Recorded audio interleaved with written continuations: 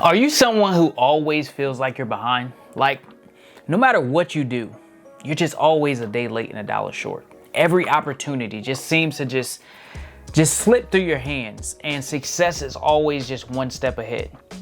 What if I told you that that feeling is not an accident? It's not bad luck, it's not life happening to you, but instead it's a pattern. And it's a pattern that has been conditioned on you. So in this video, I want to discuss how to develop the discipline so that you can break that pattern and you can start living ahead versus living behind. Now, here's a hard truth. Most people live their life in a constant state of reaction. They're reacting to social media, to the news, to politics, to the other people's opinion. And very few people live a proactive life where they're taking control of their lives or they're taking consistent action. Most people wait for things to happen to them. They wait for the pressure to build up. Their back is against the wall. Then they want to take action. But by then it's already too late. A huge part of the reason why people live in a constant state of reaction is because they've been conditioned to do so by society. Most people aren't naturally wired to anticipate problems, to take control of their future. Instead, they have been trained not to lead, but to follow, obey, and to react to everything that happens to them. Take, for instance, the school system or the misdirectional education system. Now, many people believe that the school system exists to educate and prepare students for success. That's many people's reality. But the truth is, the school system or the misdirectional education system was created to direct you away from your purpose and to create obedient workers. I'm gonna say that again. The school system was designed to direct you away from your purpose and to create obedient workers.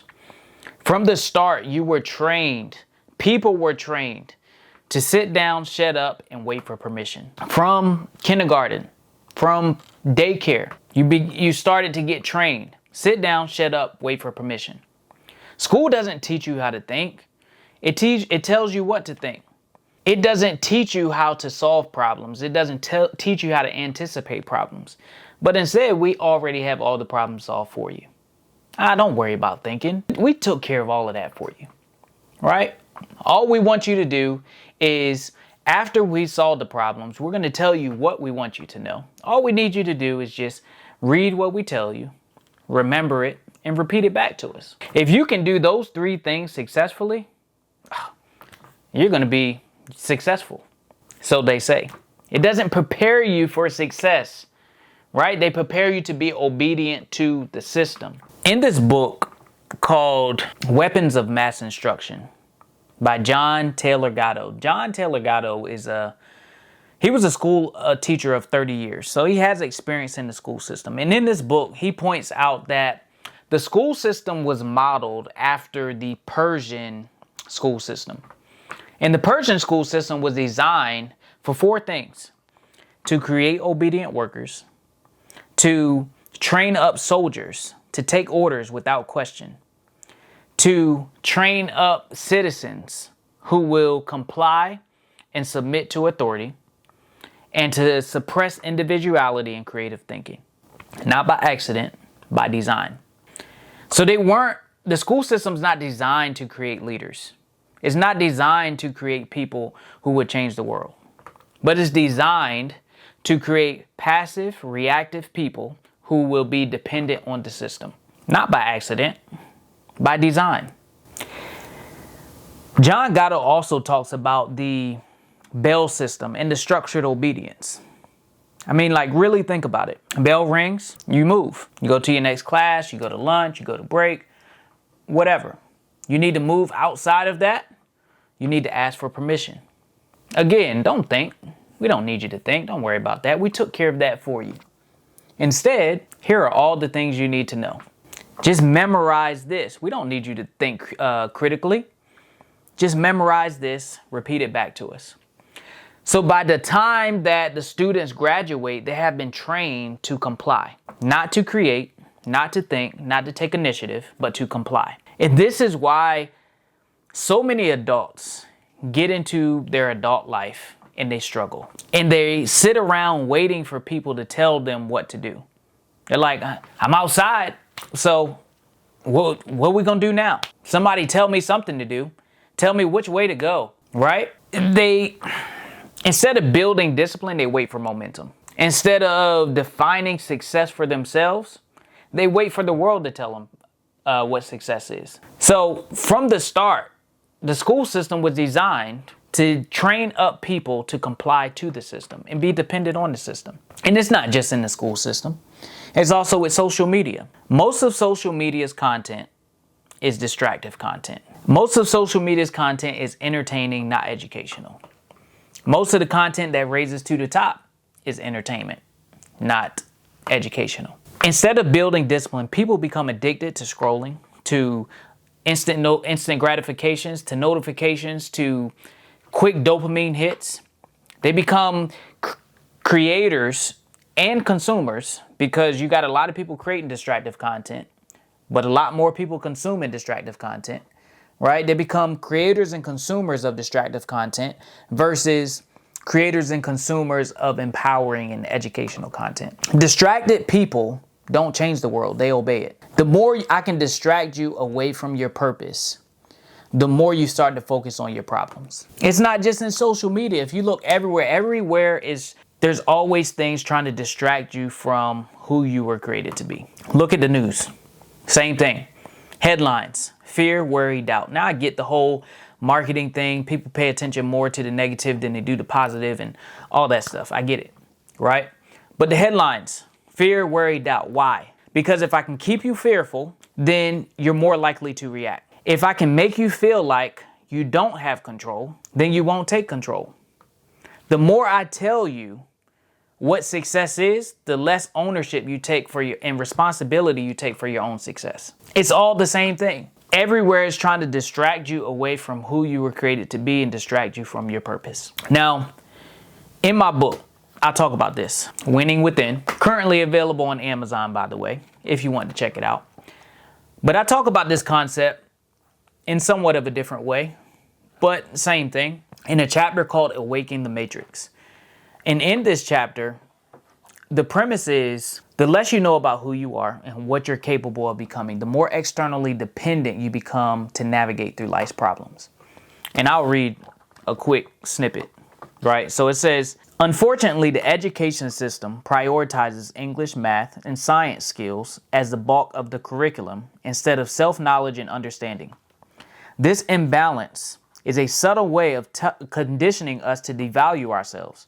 It places greater value on understanding the external things than on understanding our own thoughts, emotions, and overall well-being.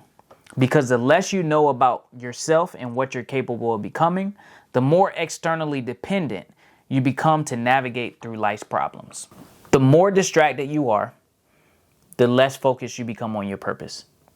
The more distracted you are, the more I can get you to consume, the less focused you are on creating. Not by accident, by design. So what is the solution? In order to start living ahead and not feeling like you're behind, the answer is simply one word: discipline. Now, everybody has a little bit different definition of discipline. Most of them's around the same thing. But what is discipline? Discipline is the process of becoming who you need to become so you can do the things you need to do consistently. I'm going to say it again. Discipline is the process of becoming who you need to become so you can do the things you need to do consistently. Like what does that even mean? Right? Number one, discipline is a process of becoming. And a process means that it's not just all forward steps. A process means that it can be forward, it can be backwards. It can be to the left, it can be to the right. Or it can be to the left, it can be to the right. There we go. But it's a process. You're constantly moving up, back, over, up, back, over. 3 steps forward, 1 step back. You're constantly navigating through who you are, what you like, what you don't like, what causes you to struggle, what things you need to stay away from. So becoming disciplined is a process. Discipline is not just something you do. It's more so what you become. Because when you become a certain type of person, when you become the person who can act consistently, when you become a certain type of person, that's when you begin to act consistently, right? But you can't act consistently before you become a certain type of person. I do what I do because it's who I am. But you first got to become who you need to become in order to do what you do consistently. So discipline is more than just an action. It's more than just a behavior. It's more than just a series of behaviors, but it's a process of becoming who you need to become, because it's not a short-term sacrifice. If I just do this consistently, I can keep my life the same and then I'll have the results that I want. It doesn't work that way. You have to make a change. In order for things to change, you have to change. So discipline is about becoming something new, and it doesn't stop once you get a particular result. It doesn't stop there. It's a continuous evolution of becoming. I've been going to the gym for over a decade, 12, 13 years, somewhere around there. And I'm still building up my discipline of going to the gym, what I like, what I don't like. My exercises and the way I work out has transformed. I have transformed from when I first started in my 20s to now, right? So discipline is the process of becoming who you need to become so you can do the things you need to do consistently. So don't just focus on the action, focus on the becoming. And when you focus on the becoming, then your actions will follow. Number 2, you want to evaluate your environment, right? Environment is the most powerful influence in the world. What that means is we will always act in alignment, or we will always act equal to what our environment expects of us. So if your environment expects you to be lazy, to be weak, to be insecure, to be overconsume in distractive content, then that's what you're going to do eventually, right? The longer you stay in that environment, that's what you're going to do, because environment is an influence. Our power is not in going and changing our environments, right? Our power is in choosing our environments. I've never met someone who's been able to have positive habits in a negative environment long term. Yes, you may have the self-control once, maybe twice, maybe 3 times. But the more you stay in that negative environment, the more that environment is going to have more control over you. So our power is not in changing our environment, changing other people, right? Especially if it's dominated by negativity. Our power is in choosing the environment, choosing not to go. That's where our power is. And choosing to be in an empowering environment. So you want to evaluate your environment. Strength and excellence cannot be upheld in an environment that is dominated by weakness and mediocrity. And vice versa. Weakness and mediocrity can't be upheld in an environment dominated by strength and excellence. So you want to evaluate your environment. Number 3, you want to discover your purpose and dedicate your life to accomplishing or fulfilling that purpose. Now, your purpose can be found 3 things: where your talents, passions, and skills intersect. Wherever whatever talents you have, whatever skills that you have that can be developed, and whatever passions you have, mix all those together, you'll find where your purpose is. So you want to build the discipline in order to become who you need to become, so you can do the things that you need to do. Because when you take consistent action on building yourself up into a person of value, that's when you can start living ahead versus falling behind. Last thing, you want to train your mind and your body every single day. This is really number 1, right? Train your mind and your body every single day. Specifically, you want to read, write, and exercise every day. Reading, you want to read things that are of value, things that will help you to scale in the future, things that will make you become a better person. 3 P's: principles, profits, people. Principles, people, profit. In that order. That's my order. Principles are life principles, things that are not going to change, things that are going to give you a solid foundation. People, understanding people. People, that includes yourself as well, right? We need to understand ourselves, who we are, who we're capable of becoming, how our brains work, how we think, our beliefs, right? Belief systems, all of those things. We need to understand those for ourselves and for other people. And then profits, right? Money is important. It's not most important, but it's very important. So you need to understand profits. Money makes the world go round. So you need to understand the world.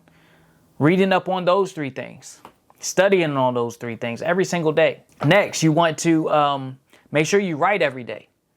Sometimes we get so consumed with our problems in life and all the things that's changing, especially now with AI and technology and things moving so fast. You want to write every day. Write your thoughts out. because it takes your thoughts out of your head and puts them down on paper. And that way you can really think about what you think and really make sense of it, right? And it allows you to help you with your internal communication as well. So you want to make sure you write every day. This is just getting back to the basics. Really, the people that are going to win are the people that do the basics very well. It's just like in sports. Those who have a solid foundation on the basics are those who have the best performances. Last, you want to train your body, exercise every day. And I'm not talking about going for a walk for 30 minutes. I'm talking about something that gets your heart rate up. It doesn't matter if it's 10 minutes, 15 minutes, 20 minutes, an hour, 45 minutes, 2 hours. Train your body every single day. Doing something hard, doing something where you feel weak. Because when you feel weak is when you see your greatest opportunity for strength. If you're not challenging yourself to where you feel strong, challenging yourself where you see an opportunity for strength, you're just standing in the same place. So you want to challenge yourself. And people might not think that 10 minutes is a long time to work out. But 10 minutes, try working out 10 minutes straight without stopping. Push-ups, 10 minutes. Squats, 10 minutes. If you want to really test yourself, add weight to it, right? Deadlifts, 10 minutes. Bench press, 10 minutes straight without stopping, and see how it feels. That would challenge you in ways that you didn't imagine, but you got your workout in and you got what you needed to become a better person of value. But train your mind and body every single day. Evaluate your environment. Discover your purpose and dedicate your life to that purpose. Do those 3 things. Guarantee you'll start living ahead versus feeling like you're behind. But I hope you enjoyed this video. Hope you got value out of this video. If you did, don't forget to like, comment, subscribe. Make sure you share this with somebody you feel might be able to get value from this content. And I will catch y'all in the next video.